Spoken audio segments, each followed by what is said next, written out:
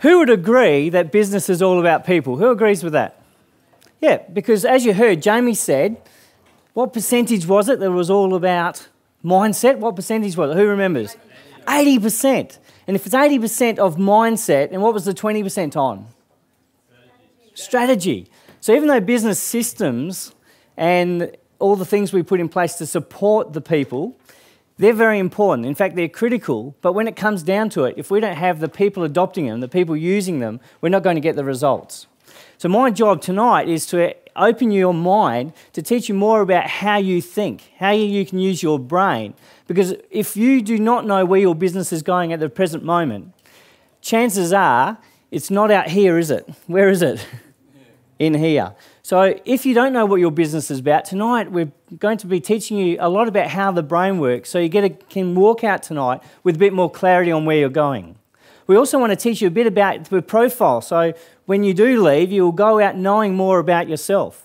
In fact, who would like to know a technique that I use with the top CEOs and multimillionaires, billionaires, etc., about how you can change your performance dramatically the next day you go to work? Who would like to know that? How you can find more time in your day, how you can get through things that you would otherwise found more difficult. So that's what we're aiming to do tonight. Because really, business performance, it's up to you. It starts with you. So your thinking impacts your actions, which give you your results. Who agrees with that? So if we want to change our results, where does it start? With our thinking. That's exactly right, our mind. Okay, just a little bit about myself, so you've got a bit of a background. Happily married, got a beautiful young child, but at 12 years old I was able to go and convince the National Australia Bank and many other businesses to go into a business venture with me to set up a school newspaper. Now when you've got companies like that at 12 years old that the board of management have sponsored you to set up a school newspaper, put a bit of pressure on the principal to give me an office, do you reckon? We ain't got our own office. So we had our office, we set up this school newspaper. I had kids working for us in terms of selling it. We had editors, etc. And I really understood there and then it was about having a very clear vision. If you had a very clear vision, you could get a lot of people to give you the money. You could get a lot of people that would want to come on the same bus as you. Who agrees with that? Clear vision. See, leadership is about having a very clear vision. By the age of 17, I was running 5 photographic studios. So I then went on to run more businesses. I've had staff, over 60 staff, run director roles, etc. Shiny shoes and short hair. Well, I was obviously tainted by the Defence Department. And there was someone here that was from the Defence before. I'm not sure if she's still in the room, but I'd love to have a chat to you because there is life after Defence. So I run a few businesses with my business partner. And in fact, I also sit on a number of company boards, which is a great way to really understand business. But wealth is a great thing because if you have wealth, you can do stuff that no one else can. For example, imagine just last year, I actually funded a medical institute being created in the Institute of Mind and Behaviour Sciences.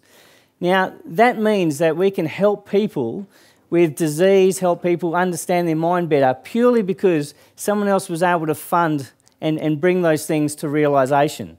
So wealth is not just about what you can bring to your life, but what you can touch on the lives of others. Make sense? So we've got to know what our why is. Why do we want to become wealthy? Why do we want to have successful businesses? Why are you here today, and why do you want to actually improve your business worth? Now, I did go through a stage of wearing a few uniforms at a stage there, and you can see the police uniform at the top there, an Air Force uniform, etc. So I did go through a bit of a dress-up phase. Luckily, not in drag, right? So there's no drag there. However, I thought I'd just preempt that. You might be laughing at this and think it looks a bit like drag, but I should warn you, that's a police uniform. In fact, that's one of the police uniforms that I had to wear when I was working at places like the Edinburgh Military Tattoo. Who's been to that one or seen it on TV? Edinburgh Military Tattoo in Scotland. And through that, that's where I actually won a world championship. So I've got a question coming from personal experience as a world champion. Do you think before I competed that I thought I was a world champion? What do you think? Absolutely. So if I thought I was a world champion, what do you reckon that did to my practice? Do you reckon I practiced like a world champion? And if you practice like a world champion, what do you think your results are likely to be? Excellent. So if you want to think like a millionaire or a very wealthy, successful business person, and you're convinced that's where you're at, and you start hanging around with people like that, you start reading the books from successful people, you turn up to these types of seminars, if you start putting all that into your mind, what do you think then happens with your actions? Yes, you take the actions that would, what Jamie was talking about, modelling. Remember that word modelling. And if we're modelling, then what do you reckon your results are going to become like?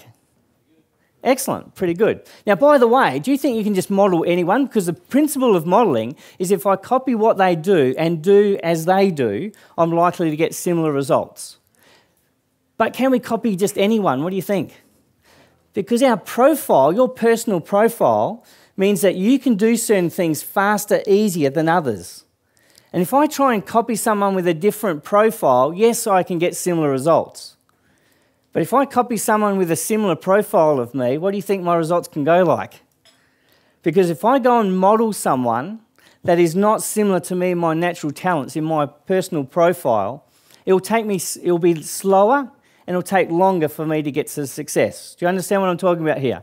So is it critical that you know what your profile is? What do you think?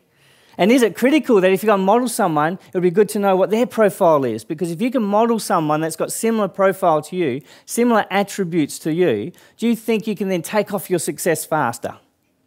Absolutely. Research has shown that. You'll do it faster, you'll do it easier, because the passion will be connected there as well. You won't just grow the business and lose the passion. The passion will be there to allow the business to grow. And of course, you can also do the fun stuff, from diving to helicopter riding to parachuting, all the things that you want to experience in your life too. And tonight, we want to check out what it is that you want to experience. I want you to walk out with a list tonight that will allow you to start saying, these are the things I want to experience, do and become. Who thinks that's a good idea? Have your own list, because we've got to start putting this into practice, don't we? So we can actually put action against it.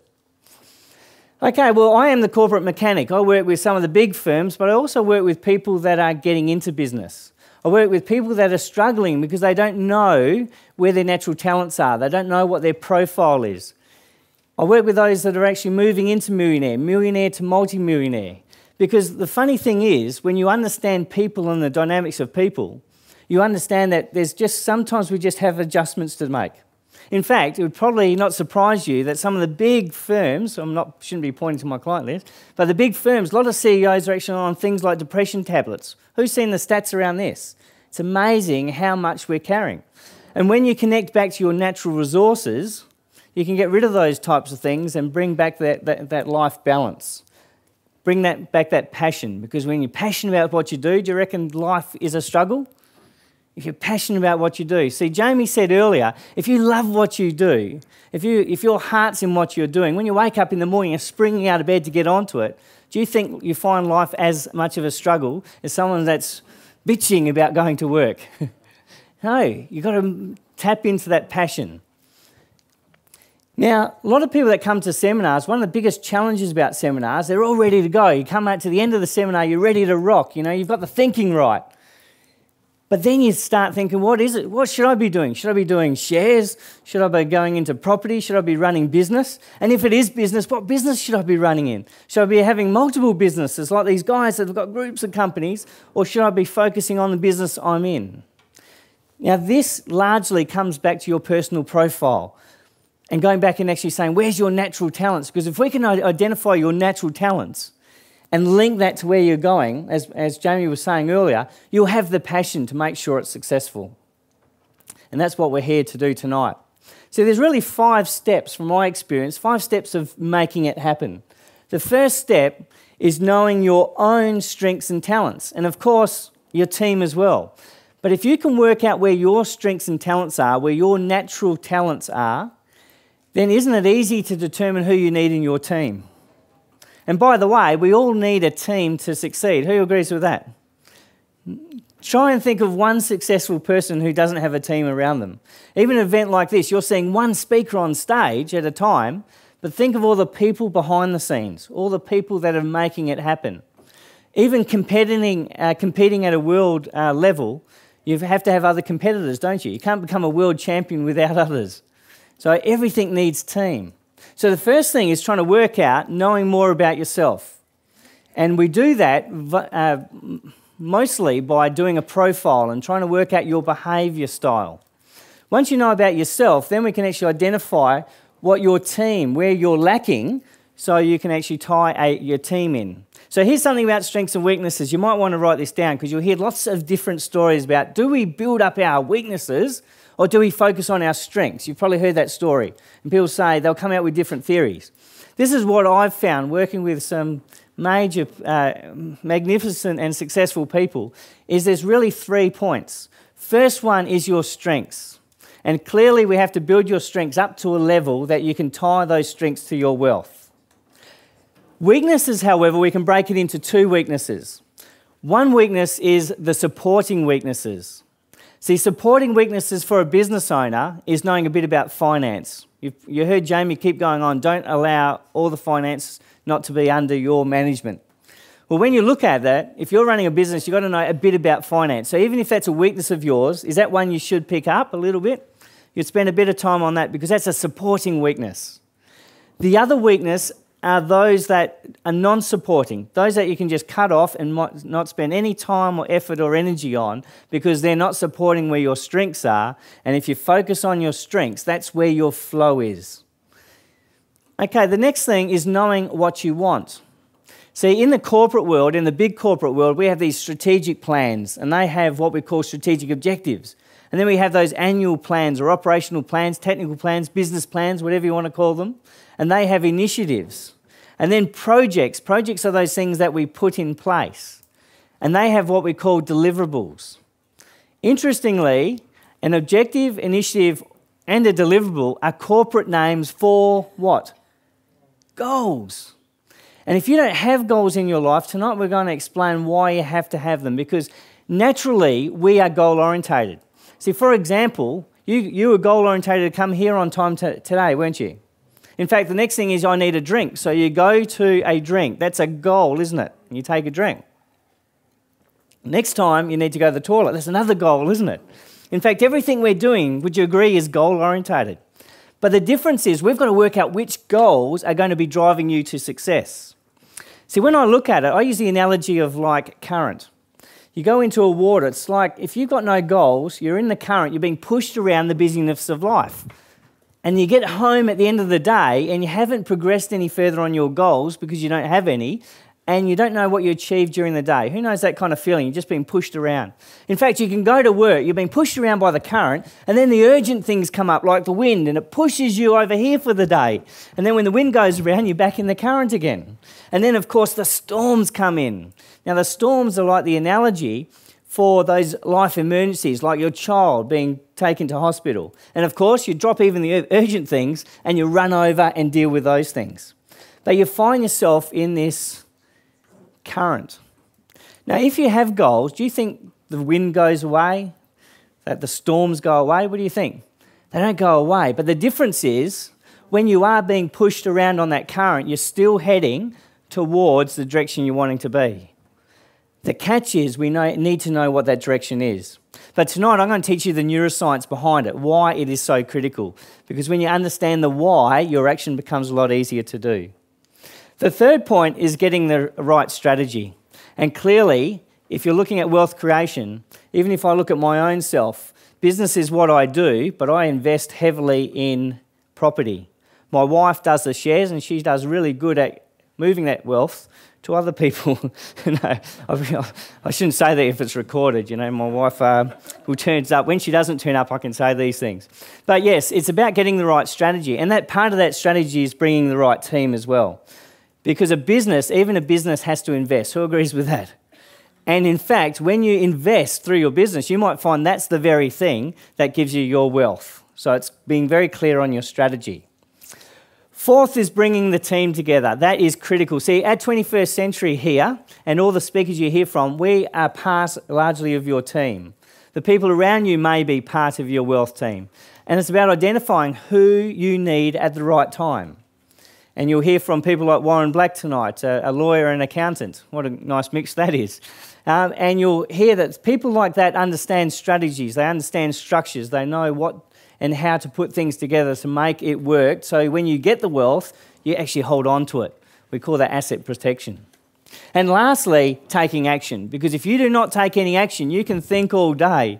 In fact, there's a lot of TV shows that talk about just think it. Think about that new job you want, that wonderful job, and someone's going to come and knock on your door. Are you still waiting? Because do they turn up or do you have to do something? Yes, you can't sit back at your home on your lounge thinking, oh, I'm thinking, I've got this perfect job, the boss is going to come and knock on my door tonight. In fact, what we show is if you go, that's the job I want, then they're the jobs you apply for, and because you're doing out all those applications and you're focused on that job, those opportunities come to you. But would you like to know why some people see opportunities more than others? Who wants to know the trick behind that? Would you like me to teach you tonight how people like Donald Trump seem to be always in the right place at the right time? Who wants to know those time things? Because it's all about your brain and how your brain works. Well, let's have a look at that, because who's heard that we only use 10% of your brain? Who's heard that? If I had something that wasn't working at only 10% in my business, what do you think I'd do with it? I'll try and sell it, give it away, or pass it to a competitor. No, but when you look at it, the psychology was trying to teach us that 10% was the actual conscious mind, and 90%, it wasn't that we not using 90%, but 90% was the subconscious mind. It's a bit like the iceberg. Have you ever seen an iceberg? The top bit that you see that you're consciously aware of that's above the water is the little bit. The big bit, that's got the whole foundation, is the big piece under the water. That's the subconscious mind. And in fact, what do you think we have in our subconscious mind? Things like limiting beliefs, doubts, fears, haunting past experiences, negative self-talk. Has anyone experienced any of these? And it's about trying to work out what is happening for you and dealing with those types of things. Because if you have one bad business experience and that causes you never to jump into the business arena again, you may lose your wealth.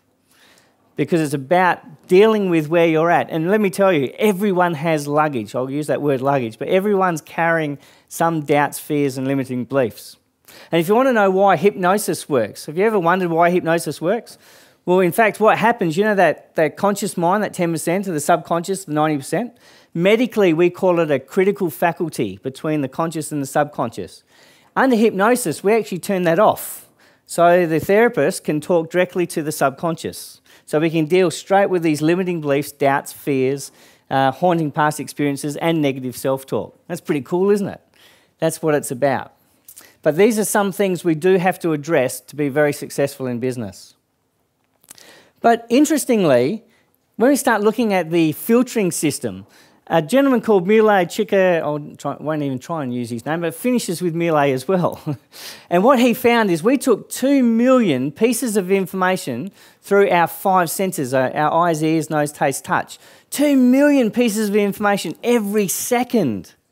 So imagine, you can probably feel your right knee, but you weren't thinking about it until I mentioned it. In fact, you can see all these things in front of you, the lights, the stage, but you're blocking most of the stuff out because you're focused on this wonderful guy at the front on the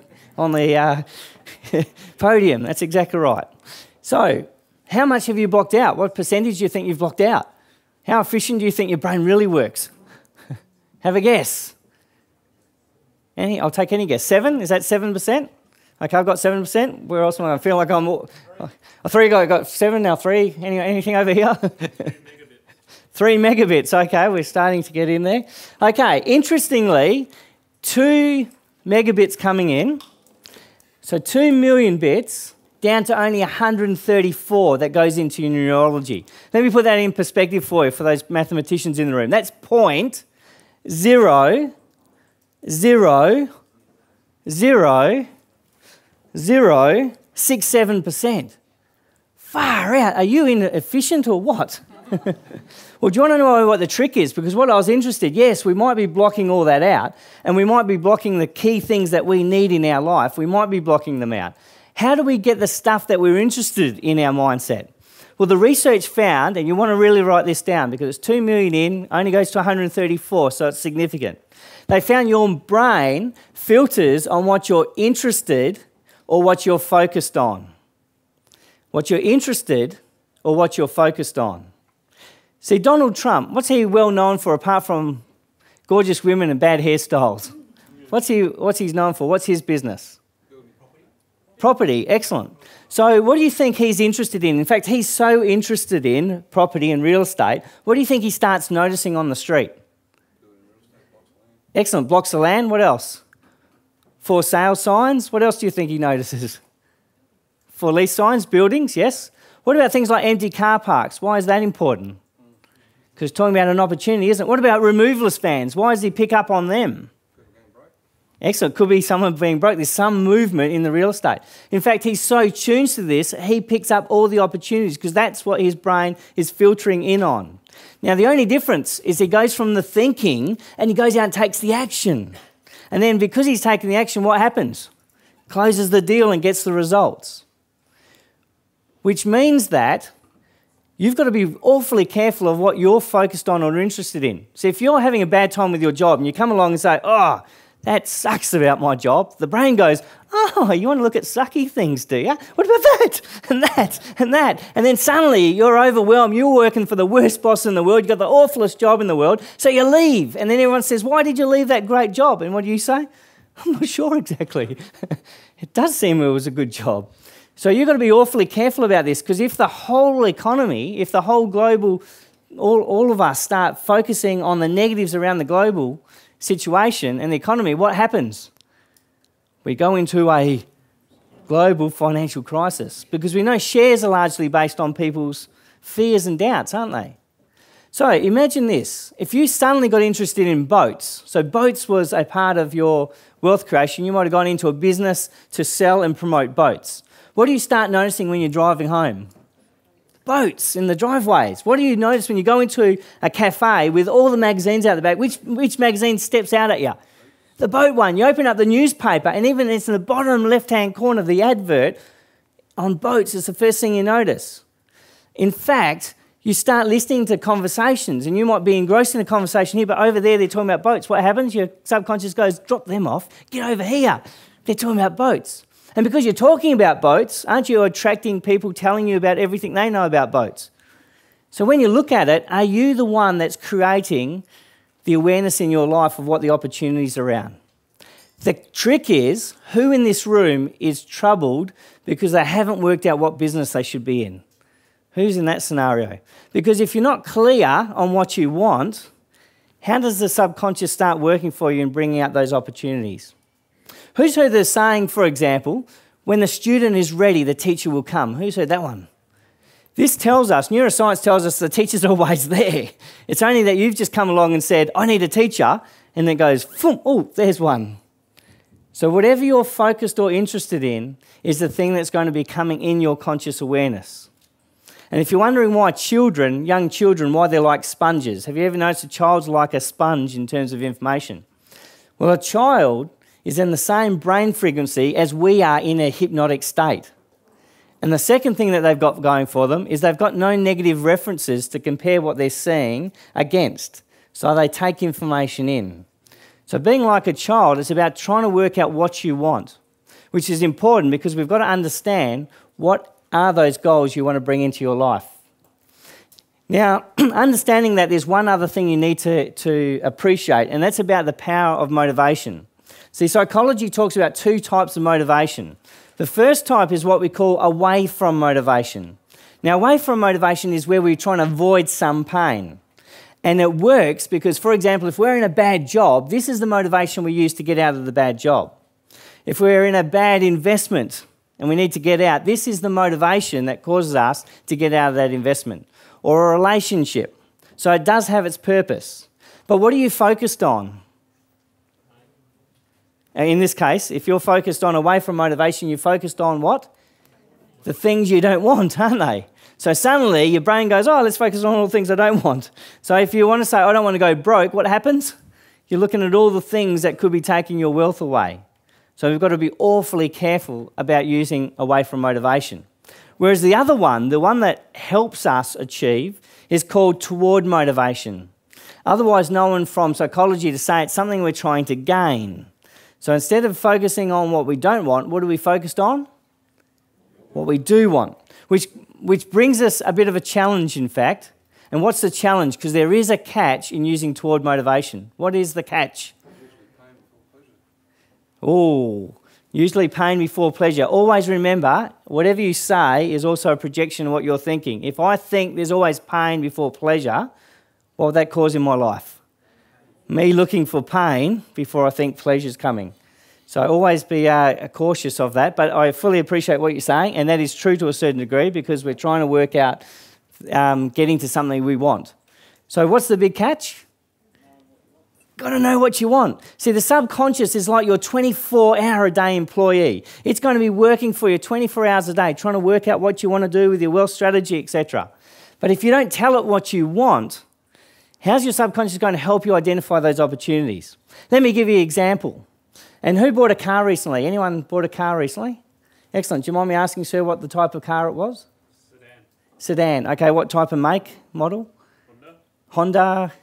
Civic. Okay, did you notice that when you got interested in or when you went and bought it, suddenly there was heaps of them all around the place? Did you notice that? It was like they were all sitting in the garage until he bought his and they all come out like a happy family.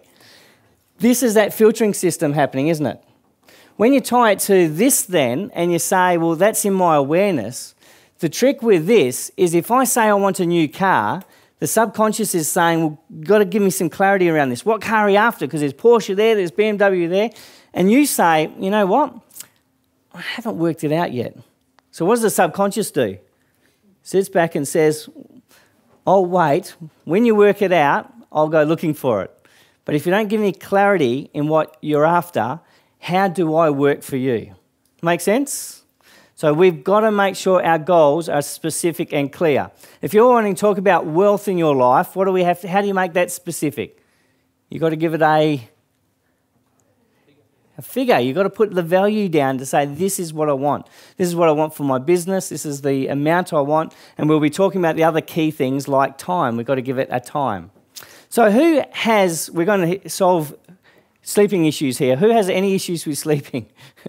Cool. Do you want to understand a couple of scenarios? Have you ever been in a scenario where you go home, you've got a problem, and you can't sleep, and it's keeping you up all night, and you wake up in the morning, you still got the problem, but you feel like you've got 5 more problems, like more problems than when you went to sleep, and you're not really feeling so well because you haven't had sleep at all that night. Who's had that experience? Who's had the other experience where you've had a problem, but you've gone to sleep and you slept like a baby, you wake up with a solution. You go back to sleep like a baby, and in the morning you put in that solution and it works. Who's had that experience? Do you want to know what you did? Because if you're having those issues and insomnia books, I might recommend one of my books. No, only joking.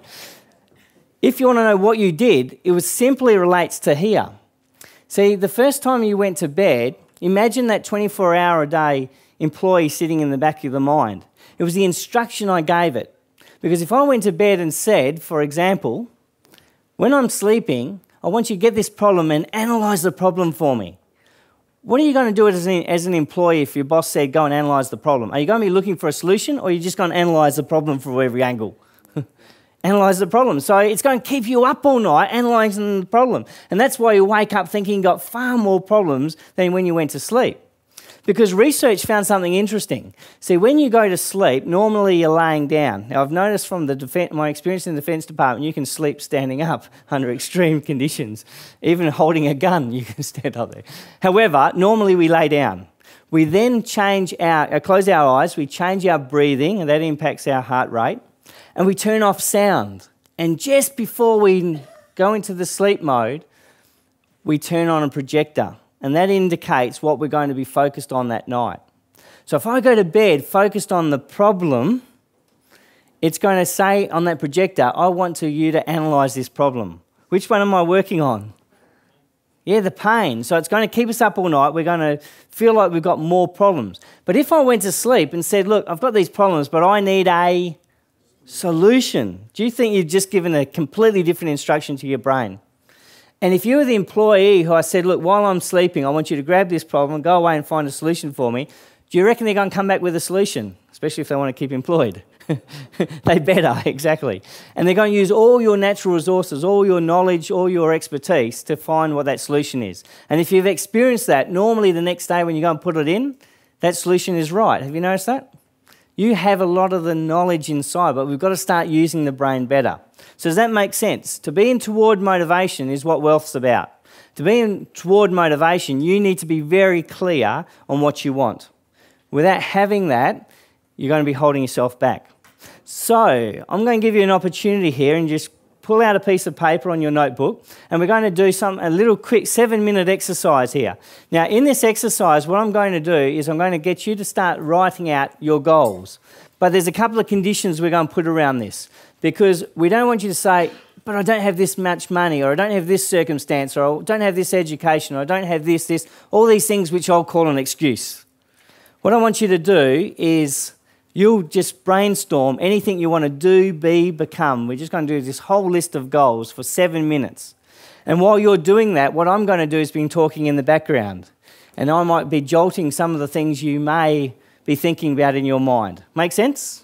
So no boundaries, okay? If you had all the money, all the expertise, everything you would like to have, now we're going to look at what you want on your goal list. We have 7 minutes. Start writing down what is it that you want in life. Write it down. What is it that you want in life?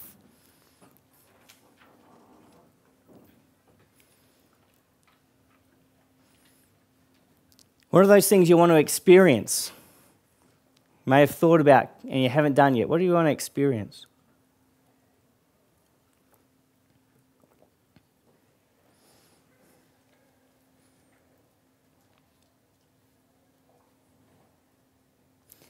Where do you want to live? What type of house?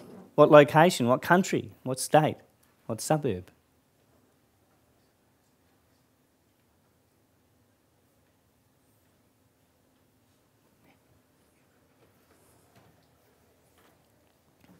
What do you want for your charity? Some hobbies you have. What do you want to do with those hobbies? Where do you want to take those hobbies?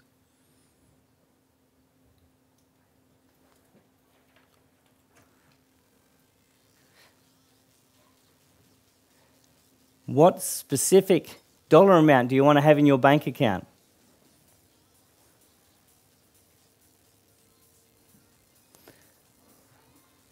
What about your family? What are some of the things you want for your family or your friends?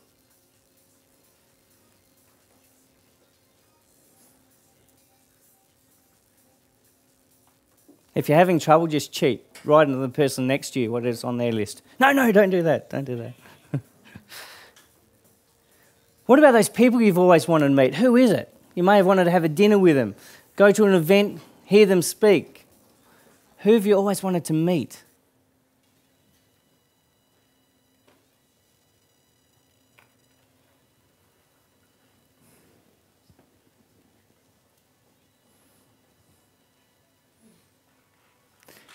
And what about business? What type of businesses do you want?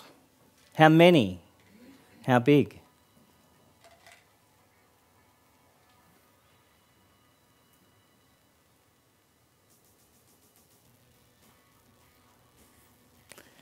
And your health. What do you want for your health?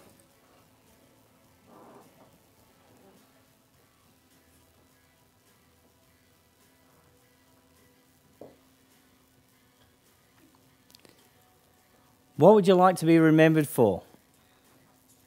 Something you've done.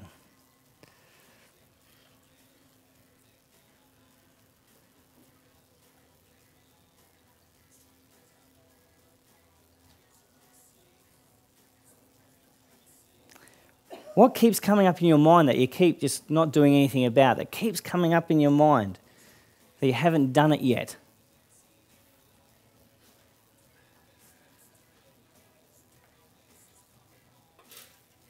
So you can become, do or experience anything you want, but you have to be clear on what it is. Now, I don't like interrupting people when they're writing, so as you're getting your goals, that's awesome, write them down. But when you look at it, you've got to take that list and you've got to determine what on that list is critical for you to do in this life. What on that list is something that you're going to have a commitment to action on. You've got to be a lot clearer. So you'll get those items on your list and see if you can make them any more specific. Does anyone want to share anything they came up with or an experience that they realise that they've keep putting off? Anyone want to share anything? Okay, cool. Was that helpful? You've got a bit of a goal list. Now, you should really take that goal list away and start making it very specific, and then we'll work out how to then put action to it. Okay, there are a couple of things you need to know about goals, though, when they don't work. Firstly, if it's not specific or measurable, they don't work because the subconscious does not get the instruction to help you achieve. They have to be specific and measurable. They also have to be linked to an end date.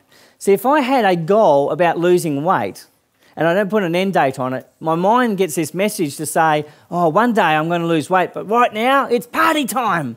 And they go about doing all the behaviours that are going to stop them achieving. So link it to an end date. In fact, if I said that your assignment to get through this course, your assignment is due tomorrow morning, guess who becomes the most motivated students in the world? You will. In fact, do you know what your most motivated, productive day at work is? Anyone know? And don't say just Friday. Sorry? Wednesday for you. What about the day before you go on holidays? Who gets suddenly highly productive? That wasn't the trick about productivity I'm going to share with you yet. But have you noticed when you're going on a deadline, you've got a deadline, suddenly there's a link to action.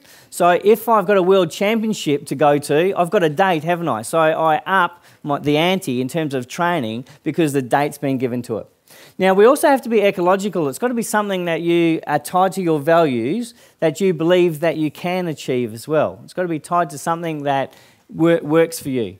Because I can take someone that works in the environment area and they're a brilliant employee and I can go and put them over in the mining sector. But if their values are that the mining are raping and pillaging the earth, do you reckon they're going to perform as well? So you've got to look at, are you putting yourself in an environment where your values and beliefs are also being supported? And the last one, is it something that you have to expect to achieve? Because if I said to you in the room, who wants to be a millionaire, most people will put up their hand. But a lot of people may not expect that they can. And that belief in its own may be the one that's holding you back. Because remember, people from all races, all sex, all genders, all birth countries, there's people that are millionaire, multimillionaires, etc. And the thing that's holding you back is whom?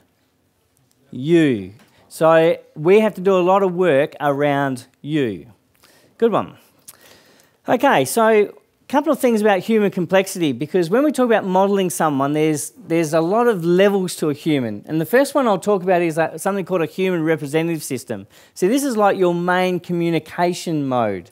Has anyone heard of this thing called visual or auditory or kinesthetic, like a feelings people? Who's heard of that? Good, because that impacts you in business dramatically. So I'm going to teach you the system tonight. That's a profile we'll be looking at tonight, because then I'll explain how that's going to impact you in business and your communications.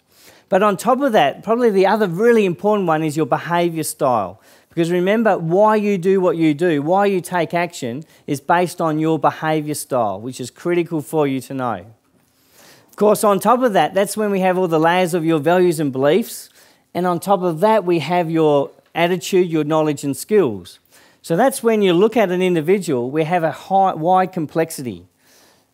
But when you look at it, it starts with the basis of your human representative system. So who would like to know what they are? Who would like to know part of your profile? Who would like to know how to pick someone else?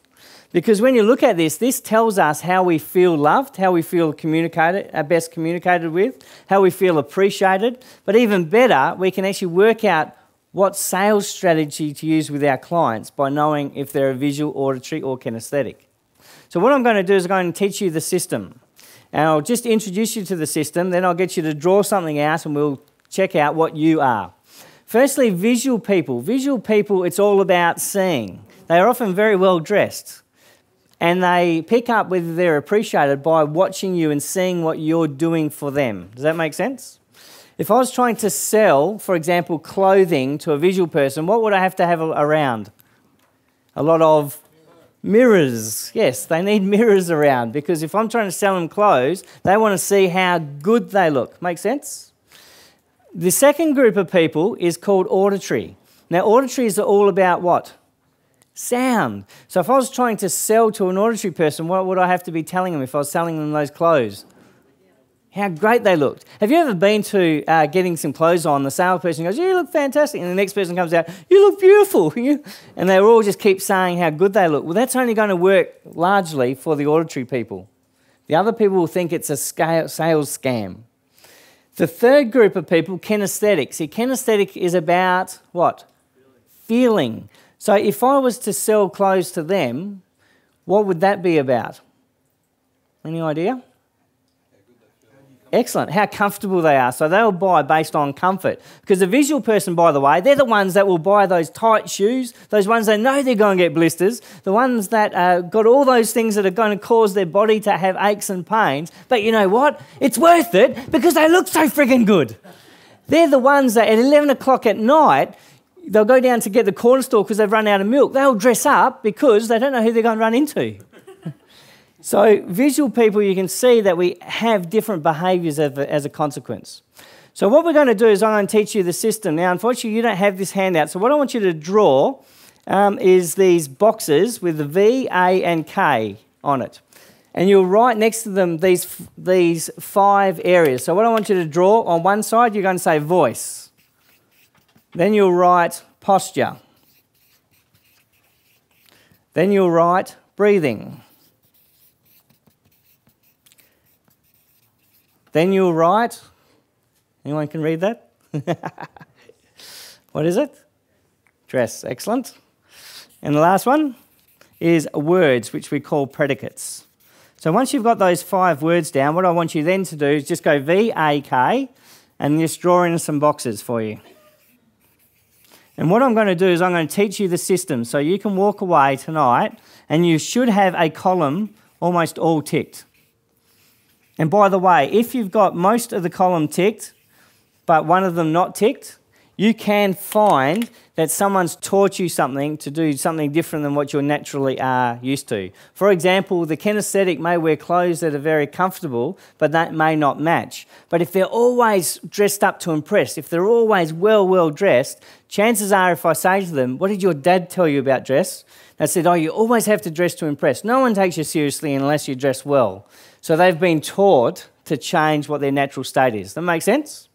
Excellent. So I'm going to teach you the system. As you go, you'll go down and hopefully tick one box on each one. Now, I should also tell you that you have not noticed yourself doing these things, so it might be a bit confusing. However, if you work with someone else, they will be able to then better identify what you are. So we're going to work individually to start with. I'm going to show you the system because then you'll understand how then to identify other people. Okay, everyone ready to go? So the visual people, when it comes to voice, visual people have a high-pitched voice. They might talk higher and they'll have this high-pitched voice. Now, you've got to put this into gender because a male's high-pitched voice is different from a female's high-pitched voice. But if you've got a high-pitched voice, typically that's a visual trait. Auditory people talk in the middle. They're in the middle, but they're often going up or down with their voice. They're often musical. They've got a bit of a easy to listen to voice because they're quite exciting because their voice goes up and down, but they're in the middle. And kinesthetic, where do you think their voice is? Yeah, they've got the lower voice and often it has a bit of resonance after the words. Okay. Are you a high-pitched voice, a medium one, or do you have that low with the resonance? Okay, have you got one ticked? Because you're thinking, all right, how do I talk? Okay, you got one ticked? Everyone's got one ticked. Okay, the next one is looking at posture. Did you notice when you went to primary school, some kids, the teachers were trying to straighten up? It's interesting to know your human representative system dictates what your posture is most dominantly. See, a visual person, we're visual, what do they do? They look. So that means they often are leaning forward. In fact, because they lean forward, they often walk extremely fast. They often walk with tunnel vision, and this starts showing you the issues in the workplace because if a visual person marches past an auditory person who says in the morning, good morning, and this visual person just ignores them, seemingly ignores them, the person then says, do we have a problem? She's just ignoring me. Because what did the auditory person want? They wanted to hear back, hello. So this was a real case of a client. And then I said to him, well, what happened when you get with the boss normally? And, she talks to me okay then. It's in the morning she ignores me when no one else is around. So clearly it was because she was auditory and the boss was V. And the problem with all this is if we don't know, what do? We go defensive. So she started creating a problem with that relationship that never really existed. Make sense?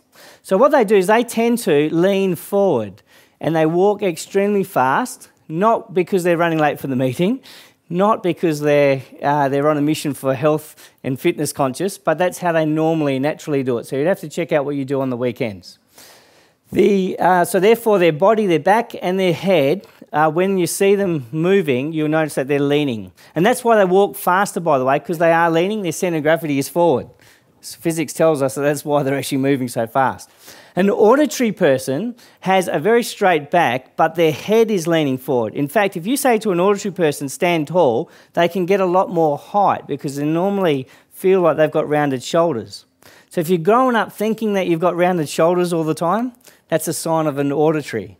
And when we say, can you stand up tall, you can largely get a lot more height for an auditory person. Whereas a kinesthetic, they're like a post. In fact, if I put them against the wall, they're almost spot on with the wall. They're like a plank. Their head's up, and if I said to them, stand up taller, what they try and do is lift their chin because their posture's already there. They're like a perfect plank. Okay, are you a plank or are you a leaning one? Have you worked out what you are? V, slightly forward. A, back straight, but shoulders often going forward, like rounded shoulders. Or a K, you stand very, very tall. Okay, got one on that one. Okay, breathing's an interesting one because you probably never have noticed you breathing, but a visual person tends to breathe and you notice the top of their shoulders going up or down. Not sure if you've ever noticed someone and their shoulders are moving up or down. I'll jump over to the kinesthetic because the kinesthetic's easiest to see because their stomach often is moving. So if you're sitting there realising your whole clothes are moving, chances are that's a kinesthetic. An auditory person, we've got to kind of probe them because they look like they're dead. They don't look like they're breathing, right? You won't pick up that they're breathing. By the way, what do you think I am? Let's start with the easy one. What's the voice? Am I high-pitched? Or have I got a middle voice? Or have I got a really low pitch? Oh, visual, okay. Any others? Auditory. Let me give you another trick. A lot of people that are doing what they want to do, they're passionate about, can also be reflected in their industry. Which industry do you reckon visuals hang out in? Seminars? Possibly, if it's all about them, yeah, if you bring it on. Modelling, yeah, movie stars, etc. Where would auditory more hang out with? Yeah, music, stage, speaking, therapy. Yeah, because there's a lot of talking and listening, isn't it? What about kinesthetic? The old, without offending anyone, the old concept of tree huggers, environment, things that actually make them feel good. Interesting, isn't it? So you can see that there's a correlation also to the industry they're working in. Okay, so the breathing, shoulders, visual, dead is auditory, stomach moving is kinesthetic. Now, the dress is the easiest one to identify. However, you've got to look at them outside of their work area. So if you look at it, by the way, did I say I was auditory? I am auditory for those people that got that right. Okay, so you can see my posture. Am I slightly moving forward for those people that are there? So you'll see that I can actually stand a lot taller. My voice hopefully moves a bit. Okay, so when it comes to dress, the dress is an easy one to find out because if you check them out on their weekends, you'll notice the V is just immaculately dressed. In fact, if you've got a V girlfriend, we often call them high maintenance because they're taking so friggin' long to get ready and we're supposed to already be there. They'll take ages. In fact, they might even have a mirror at their front door because when they go to the door, they'll go, oh, I just woke up. you look like you just came out of a movie set. Oh, no, I just woke up. This is how I sleep. They'll be immaculately dressed. If they could, they'd have a different car and a different colour car for every dress or suit they had or tie they had. They'll be well dressed all the time. Their hair is important to them, the way they look. In fact, getting awards, being acknowledged, being put on the stage of being something great, that is a good thing for a visual because it's showing that I've done something. It's about seeing, isn't it?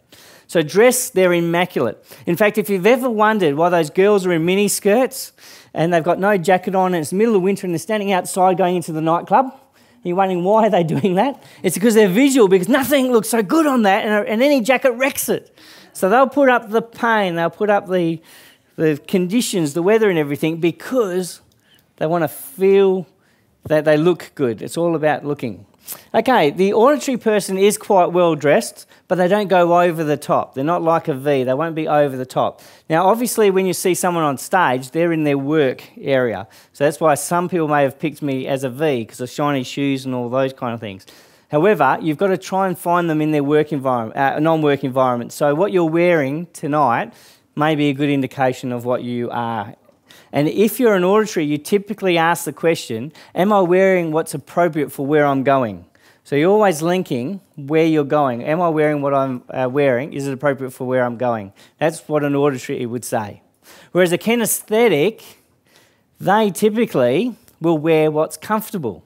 In fact, they can kind of wear out what's comfortable, because when they go home, they can have their favourites. They'll have their favourite shoes, they'll have their favourite pants, their favourite T-shirts. In fact, they've been around long enough that they could find their own way to the bin, and the visual is always trying to help them find the way to the bin, because the visual person may not like what they're wearing.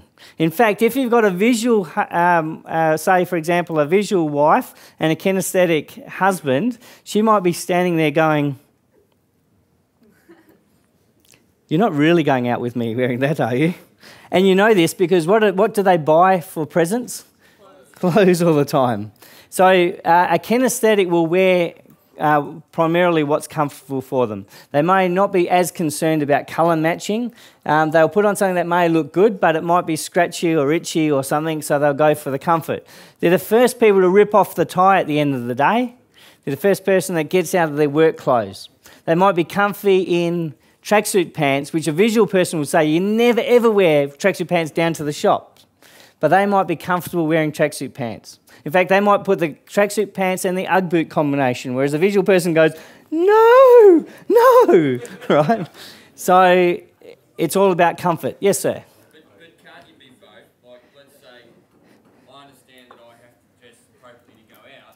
Yep. But I also have trackies and Uggies and ruggers at home that Yep. Well, I might bring you up on stage to suss out what you are. But when you look at this, you are dominantly one, right? The system tells us you are dominantly one. If you've got traits of others, it's usually something you've taught or been taught yourself or you have observed that's important. So you might be swaying between the two. Now, by the way, if you're a thumper, if you walk like this or you drag your feet all the time and everyone hears you, that's a kinesthetic because they're very grounded people. That's why they're so tall. Their centre of gravity is straight down. So if you're a thumper, that's another sign that you're a kinesthetic. So the kinesthetic person will definitely wear for comfort. Now, if I applied this, for example, to buying even something like a vacuum cleaner, what types of questions are the visual person going to ask? Yeah, what colours it comes in. Everyone else is going, "Colours? You don't pull it out in front of your name, when visitors are out. Like, it's in a back room. No one sees it. You don't need a colour range." What would an auditory be interested in? Oh, I can't put up with that noise. It's all about the sound, isn't it? So they would be careful about what vacuum cleaner they bought based on the noise it was making. What about a kinesthetic? What are they going to be looking at in a vacuum cleaner? Yeah? Yep. Sorry?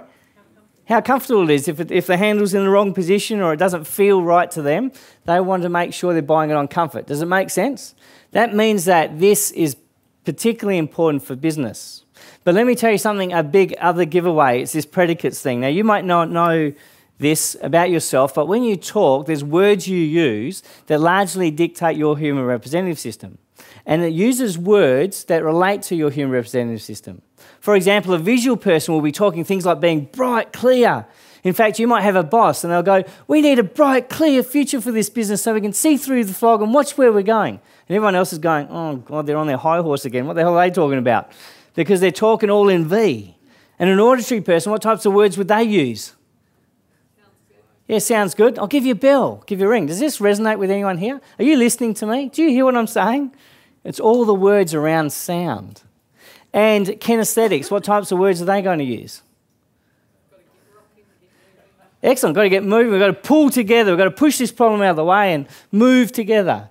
And it's all about feelings. Imagine the people that are trained at this, because politicians might come on, they'll say, "We need a community where we can walk down the street and see our children playing without hearing for screams for help or sirens. We need to pull together as a community," etc., etc.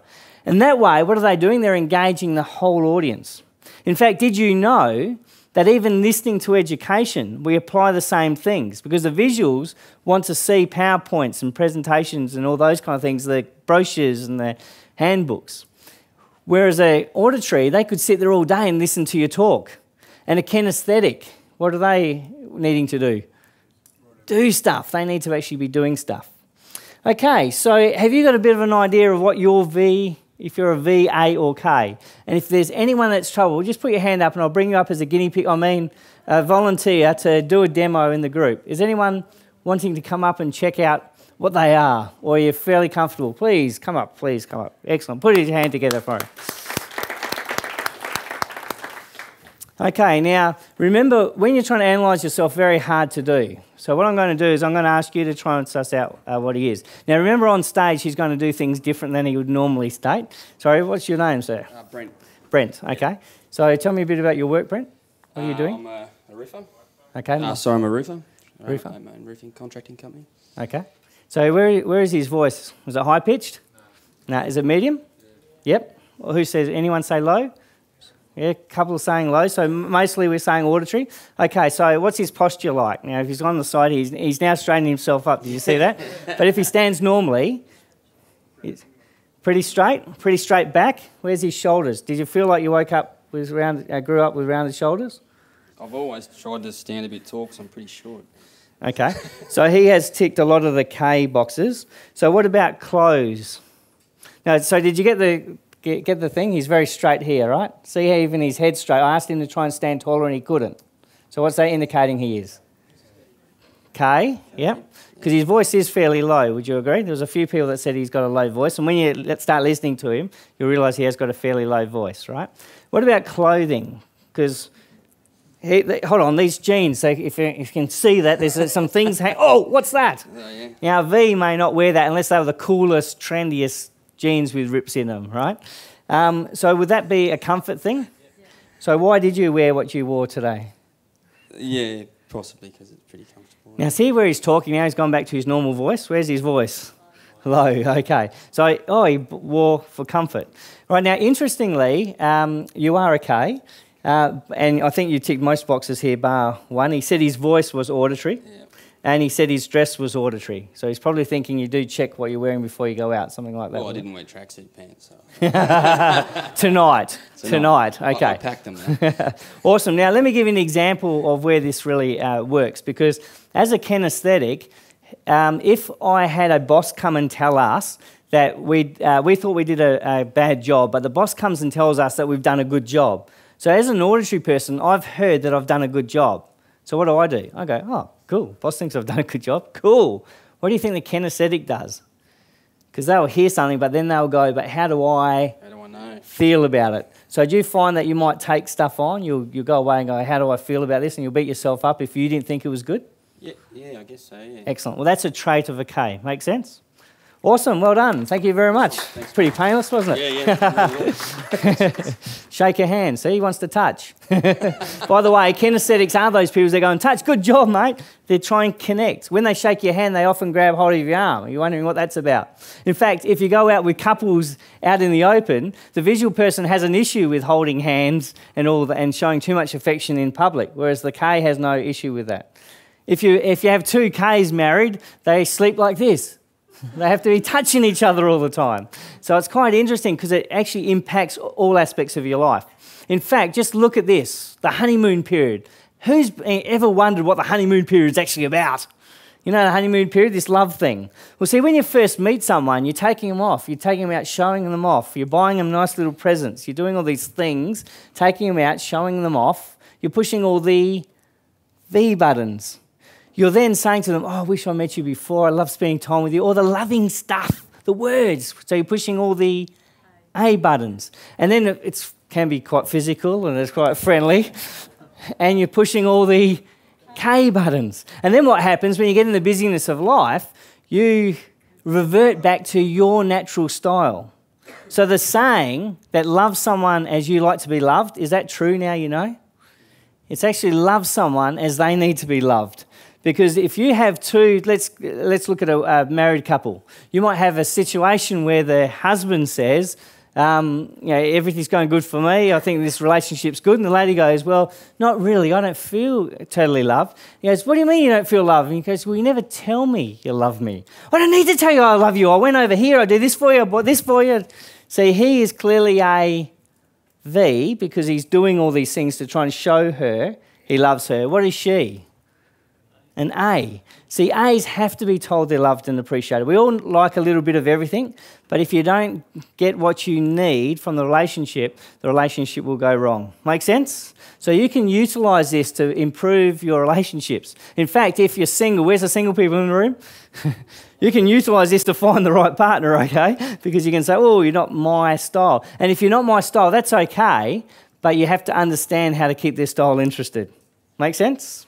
So in business, we use this because this is how we communicate with people. This is how we know what strategy we're going to use when we're selling to you, for example. We need to know what the best strategy, because we still follow the same process on sales, but I do have to know how to adapt that to the individual. So I had one business ring me up. He said, can you come in and have a look at my business and tell me how do I get this going? And I went in and it was a jewellery store. In fact, it was in one of those markets, you know the markets? So a lot of people that were going through were kinesthetic people.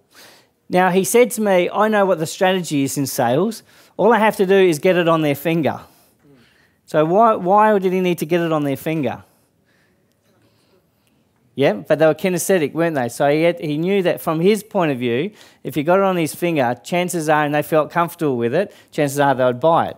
But which area was he focused on? The K. Because what did the V need?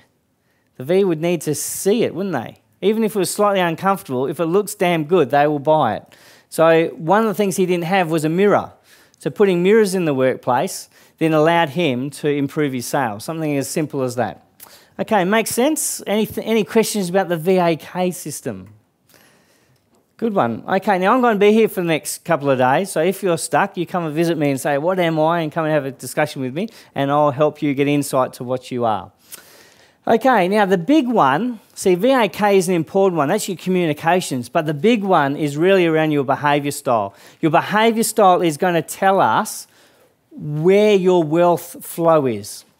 You probably heard things Jamie was talking about, for example, was a lot about the D, the dominant, because a lot of creators, the people that are running the entrepreneurs and everything, they live in that quadrant. Now, because of that, strangely the opposite to their quadrant are those people that don't like change. Isn't that interesting? So that means they must love change. In fact, when you look at it, creators will create a business and then they get bored because they want the diversity, they want the change. So what they do often, if they're in the same business, they start changing the business.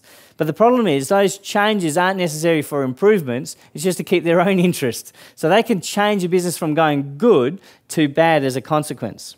So the 4 styles that came from Dr. William Maslow, but actually went back to Hippocrates' days, and they found that there's dominantly 4 different behaviours, and you're going to have a blend of these behaviours. You've got a unique profile yourself. And it's based on a blend of these 4 behaviours. So let me tell you what they are, and you can start working out whether you know where you fit. Firstly, looking at this chart, I'll tell you that the Ds, the dominant and influence people, are very product-orientated, whereas these 2 are process-orientated. These 2 here are very people-focused, and the 2 at the top are very task-focused. So let me walk through them. A D is known as dominant or driven. They're very high achievers. They get things done fast, but if you get in their way, what do? Go straight over it. It's like my way or the highway type of people. Because, see, they're not focused on the people. They're not as focused on the people. They're focused on getting the task done. They will go through, no matter what happens, they will deliver. If they're a project manager, they'll deliver on time, on budget.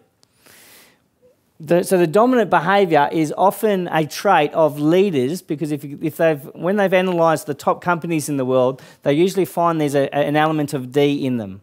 In fact, some research was suggesting that you had to be a D to be a big business leader. But when you look at it, there's other profiles. For example, if I saw that your profile was an ISC, that's what we call a unique leader, and it would look like you're a D if you're in a role that you're comfortable with. So you really have to understand your profile, and you can get profiles with full reports that tell you everything about yourself. But the D is a driven type person. The I is the influence person. These are more the social, the people that are really good in customer service, really good on people engagement. They're the I's. Where's the I's in the room, you think? Okay, so that means you love the people. You often are the stars at the party. People will be attracted to you. You're found to be motivated, etc. Where were the Ds, by the way? Who thinks they're really pushing themselves? Yep, there's some Ds there. Twisting an arm off the back there. Okay, what about the steadiness? So the steadiness people, we call these the most loyal of people because they're the last people to jump off a sinking ship. They provide some stability. In fact, if everything's going good, they don't want to change. So that's why we call them often resisting change. However, I have a lot of project managers. You know what a project manager is, don't you? You have someone that's running projects, and a project could be setting up a business, putting in a new product, whatever the case is. And they'll come along and say, hold on, I'm a project manager and I'm a high S. How can that make me a good project manager? Well, the answer is, if I put them in a state of chaos, they'll be the best people to get us to a state of stability. So sometimes when you're looking at who to bring in your business to make the business work, we have to bring in different leaders because the leaders will often dictate their behaviour, will have influence on the business. And the last one, where are all those people that love the numbers? They will do the analysis, the research that may be very well suited to shares. Where are those people that love the numbers, the compliance people? Yep, these are the rule-bound people that see things often as black and white, but they'll be excellent doing the analysis. They'll do the numbers. And therefore, if I looked at it, we could start realising that some of these quadrants represent skills that are better aligned to certain wealth strategies than others. Would you agree with that? So the C would be largely an ideal person that starts going into shares and starts doing analytical type share trading. Now, so there's the 4 dominant ones. But when you look at it, these types of tools, this one's the most noted and validated tool in the world called extended disk. And what you get from that is a whole pile of understanding about yourself. So you'll come out with knowing where your wealth profile is. You know where your strengths and what value you bring to the table in business. Of course, when you start seeing your mapping around the DISC chart, you start really understanding where you fit, and by the way, who you need in your profile, who you need in your team to make sure the whole business rocks. See, my business partner, he's what we call a creator, and therefore he'll come up with the ideas, set up the business, etc. I'm what they call a mechanic. I'm a completer. So if he's a beginner and I'm a completer, does that make it a good business combination?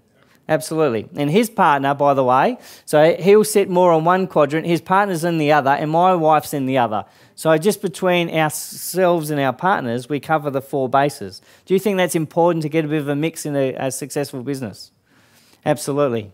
So doing stuff like this with your profile, you'll start clearly knowing where you fit in business. It starts telling you what types of businesses you should be more focused on. Because if you had a high C, that high compliance, you might find you're well suited to going into more of a technical type business. Make sense?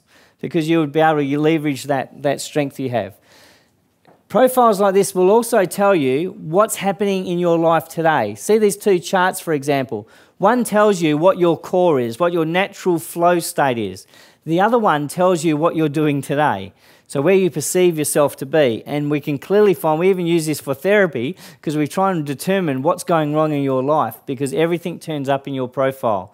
Because your behaviours will show us what your actions are coming, what your results are. So if we don't work out your wealth strategy based on your profile, then we're not going to get you to the total results we could get you. And by the way, we wouldn't be able to do it as fast. Who agrees with that? Do you understand what I'm saying?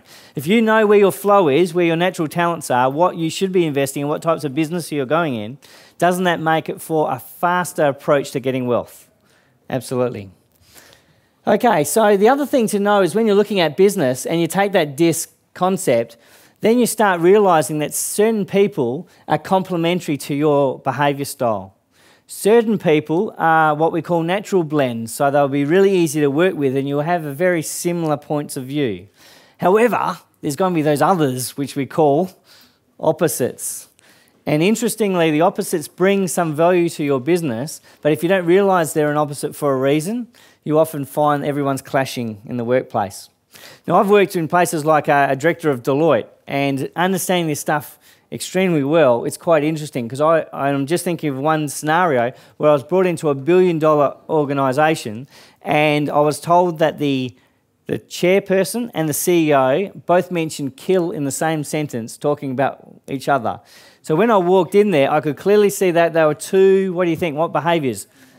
Two Ds. No, they were actually the same, but they were two Ds. They were actually going for each other because they didn't have very clear paths on what role and responsibilities each was doing. So therefore, because they were so driven and dominant, they would try and take over the other person's space. So he clearly knew after an hour I could set it all up and tell them what they needed to do with their business to make their business back on track. Make sense? Because your behaviour is, again, influencing your results. So without knowing your profile, all I would be warning you is, are you understanding where you should be investing your money in education, where you should be investing your money, whether it is actually business or is it shares or is it property? Without knowing your profile, are you spending the right time in your education and what you should be doing to speed up your wealth? And that's why it's important. Roger Hamilton came up with something called wealth dynamics, and what he did is he took that profile and he turned it into names that you could understand that were related to wealth. For example, he talked about the creator. That was Jamie was talking about. And what did Jamie said? He said, I can set up the business, I get really interested, set up the business, then want to go and set up another business. That's the trait of a creator. Because as soon as the creator, if I compare the creator to what they call the mechanic, the completer, the difference is the creator will want to change for change's sake. Whereas the mechanic only wants to change to improve things. They won't want to change it if it's working smoothly. Whereas the creator wants that dynamic aspect to it. You can see that the names he's also used, for example, star or supporter, which is like a customer service type person. Deal makers, like a person like Donald Trump. See, Donald Trump said something very interesting. He said when he found himself in billions of dollars of debt, he was walking down the street and a beggar asked him for $1. And he stopped and he thought, this beggar is worth so much more net worth than his current position. And he said, something's got to change. So he went back to his office. He got on the phone because what was he? A deal maker. So where does he make his wealth? Through making deals. So when he was stopped doing the deals and started trying to more run the business, he went away from what his wealth profile was. As soon as he realised that and he got back on the phone and started wheeling and dealing, what did he do? Get back into his flow state for his wealth, and that was what got him out of debt. So the question is, do you know what your profile is? Because that's going to dictate where you should be spending your education, your wealth, and your focus in the business. You can see things like Warren Buffett with the accumulator, because this will tell you, should you be more of a day trader or should you be more of a long-term trader? And you can see things like Lord Mechanic. This model overlaps the disc perfectly, but it again tells you where you should be focused in terms of your own flow. Your profile, if nothing else, is the critical thing you need to really understand where your wealth flow is. Now, what I want to show you is this technique. Now, this is a technique that will allow you, when you go back to work on Monday, to totally shift what you've been doing, get more hours in the day. Now, you might have to write this down on your blank piece of paper, because what we have is 12 a.m, 1 a.m, 2 a.m, 3 a.m, 4 a.m, all the way through the 24-hour day cycle. So what I want you to do on your piece of paper, just note that you're going to put all the hours along the bottom of that graph, the x-axis, and on the y-axis on the left side, I want you to write high, medium, low, and asleep. Now, who knows that they're a morning person? Where's the morning people in the room? Okay, cool. You've got some morning people. What about afternoon people? Where are those? Excellent. Some people got their hands up twice. That's good, because you might find that you've already understand how to make yourself perform. Who are those night people that seem to get home at night and they're buzzing? Well, those night people, you are the perfect kind of scenario to be running a business part-time at night, maybe internet marketing, while you're working at full-time, because when you get home, if you're in your peak, you might be able to leverage that. Remember, Jamie talked about the word leverage. Leverage that to go into your own wealth and set up a business part-time. So what you do, I want you to do this for the next week and a half. I want you to record how you perform. So you might find, for example, you sleep for so many hours in the day. Hopefully you're not sleeping during work hours, okay? That could be bad. Don't leave this laying around in front of your boss if that is the case. You might find in this case, the person wakes up at 5 and you can see they go straight up to high performing. So we would call them a what person? A morning person. So they're on the high peak and then they come down. You can see they go down to low. Then they have a bit of a peak in the afternoon until they die out and go back to sleep. Now, there's two things about this, two things that make you totally change your behaviour. See, what we find by research is when you're at your peak, you do all the fun stuff. Who knows what I'm talking about? You're feeling great, so you're going to do all the fun stuff. And then what happens in this particular profile, in the afternoon, they're really low in energy, so they don't feel like wanting to do anything. And all those important things, those things that they're procrastinating on, drags out. So if you know where your profile is, what we then do is what we do at the peak time is all those things that you don't want to do. Not the fun stuff, but all the things that are important, the things that you've been procrastinating on. Because if you're in your peak, won't you find doing those things easier to do? You do them faster? Who would agree? So do you think by just switching that alone, if you went into your peak and stopped doing the fun stuff, but started doing the important stuff, who reckons that will significantly improve their performance? Everyone should have their hand up. Right? You'll significantly improve your performance. But here's how the second best part of it is if I then go along to where you're at the low and I say, do all the fun stuff then, what do you think happens? Do you stay on a low energy or do you pick up your energy? Excellent. So you could effectively go moving your fun stuff into the low energy areas. Can't you then up your performance dramatically? Who agrees with that? So the trick is, do the boring stuff, the stuff you're procrastinating, the stuff that's hard, that you normally find hard to do that at your peak. Then shift everything else, the fun stuff, at your low points, and you'll find you totally change your performance. I use this with some of the top CEOs, and everyone finds that they totally change their performance, find more hours in the day because you're getting far much more done. Who understands this model? So the next week and a half, I want you to record where you're at, and then what you will do is change it around to make sure that you will improve your performance. Good lesson to learn there? Excellent. So again, if you'd like to work with me, I'd love to hear from you. Come and see Goro. Come and visit me even if you want to know your VAK over the next couple of days, because I'm around and I'd love to hear more about what you're doing. But I want to leave on this note, this little saying which was based on a gentleman called Earl Schoff, who was Jim Rohn. If you've ever heard of Jim Rohn, it was his mentor. He said this: don't wish it were easier, wish you were better. Don't wish for fewer problems, wish for more skills. Don't wish for less challenge, wish for more wisdom. It's been an absolute pleasure working with you today, and I look forward to seeing you and your business succeed. Just remember, your thinking impacts your actions, which give you your results. And your thinking, it's all up to you. Thank you very much. Thank you.